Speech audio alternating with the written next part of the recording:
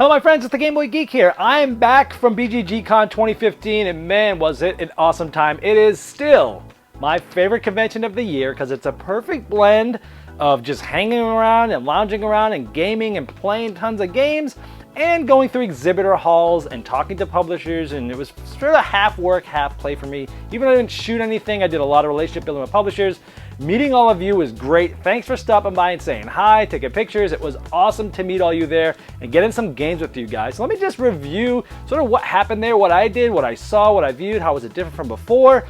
And I'm going to start with actually the only negative thing I can ever say about BGG Con, and it's the same thing every year, is when you get there Wednesday and it opens up at 10 a.m., the lines are enormous and it takes a long time to get through them.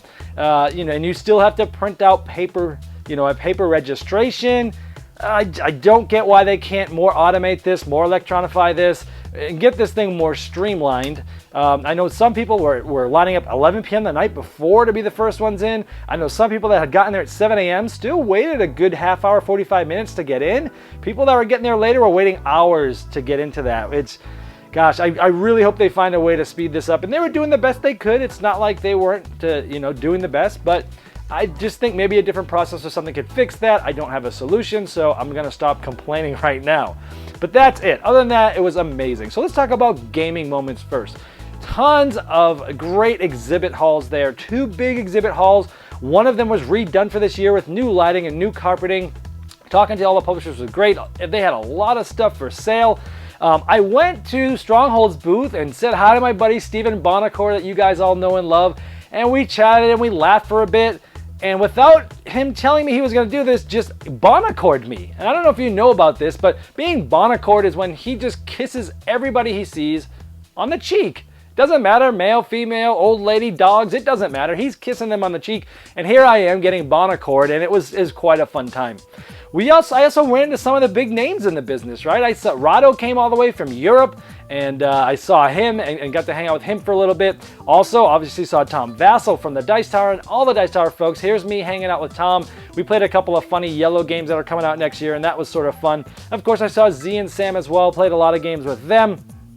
I saw Patrick from Crash Games. So you guys, if you guys don't know this guy, he is one of the most passionate, funny individuals you can meet. Crash Games makes some great stuff, and he's such a unique guy. It was fun hanging out with him.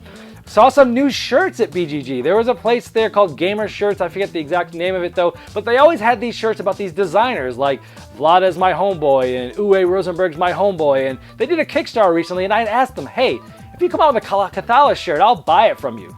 Well, the day we got on Saturday, they got some brand new shirts in, and sure enough, they had the Cathala is my homeboy shirt. I couldn't resist. I got one for Z.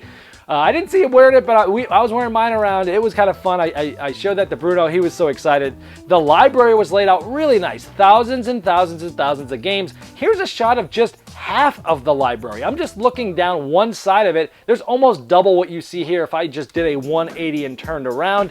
Man, it was great. Here's all the big gaming hall had a ton of tables that were almost always full, and you can just see how many tables are here and how many people were there.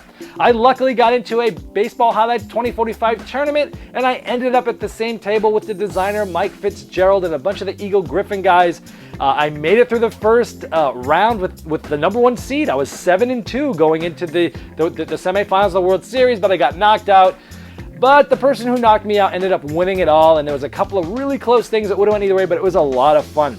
Also, if you've never heard of the Battling Tops that happens there, it is singly the most odd, weird, bizarre, throw in any other descriptive word you want, thing that you will ever witness. People wearing masks, costumes, all this lead up, all this hype, all this craziness, and the people that have never seen it before, the looks on their faces are priceless. It is crazy. Here you see the Cardinal, none other than Tom Vassell, getting to the finals and almost winning this year, but it was quite a sight to be seen.